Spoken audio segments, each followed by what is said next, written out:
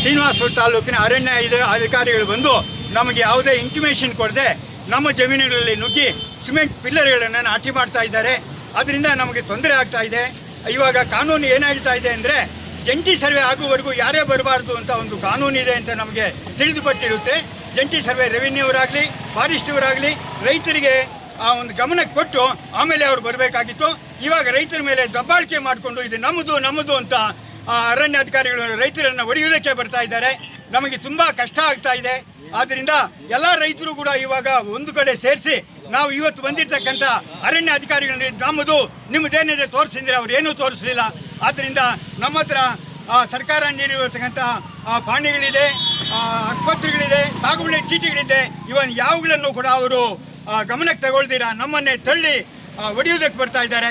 ಆದ್ದರಿಂದ ನಾವು ಎಲ್ಲ ರೈತರು ಕೂಡ ಎಲ್ಲ ಒಗ್ಗಟ್ಟಾಗಿ ಇವತ್ತು ಸೇರಿದ್ದೀವಿ. ನಾವು ಉಳುಮೆ ಮಾಡಿಕೊಂಡು ಇಲ್ಲಿ ಜೀವನ ಮಾಡಬೇಕು ಅಂದರೆ ನಮಗೆ ಭೂಮಿ ಇರಬೇಕು. ಭೂಮಿ ಇಲ್ಲ ಅಂದರೆ ನಾವು ಏನು ತಿನ್ನೋಕ್ಕಾಗುತ್ತೆ? ಆದ್ದರಿಂದ ನಾವೆಲ್ಲರೂ ಕೂಡ ಒಟ್ಟಾಗಿದ್ದೀವಿ. ಈ ಶ್ರೀನಿವಾಸಪುರದಲ್ಲಿ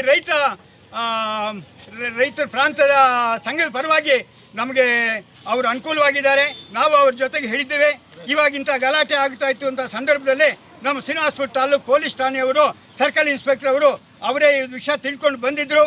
ಅವರು ಅರಣ್ಯ ಅಧಿಕಾರಿಗಳು ಕೇಳಿದ್ರು, ನಿಮ್ಮ ಹತ್ರ ಏನು ದಾಖಲೆ ಇದೆ, ರೈತರ ಹತ್ರ ಏನು ದಾಖಲೆ ಇದೆ, ಅವ್ರು ನೀವು ಯಾವುದೇ ಇಂಟಿಮೇಷನ್ ಕೊಡ್ತೀರಾ, ಬಂದು ರೈತರ ಮೇಲೆ ದಬ್ಬಾಳಿಕೆ ಮಾಡ್ತಾ ಇದ್ದೀರಾ, ರೈತರ ಹತ್ರ ಪಾಣಿಗಳಿದ್ದಾರೆ, ಆದ್ದರಿಂದ ನೀವು ಕಾನೂನು ಪ್ರಕಾರವಾಗಿ ಬಂದು ನಿಮ್ಮ ಕಾನೂನನ್ನು ನೆರವೇರಿಸಿಕೊಳ್ಳಿ ಅಂತ ಅವ್ರು ಹೇಳಿದ್ದಕ್ಕೆ ಅರಣ್ಯ ಇಲಾಖೆಯವರು ಹೊರಟೋಗಿದ್ದಾರೆ. ನಾವು ಅವ್ರು ಹಾಕಿರ್ತಕ್ಕಂಥ ಪಿಲ್ಲರ್ಗಳನ್ನು ಕಿತ್ತು ಬಿಸಾಕ್ಬಿಡ್ತೀವಿ.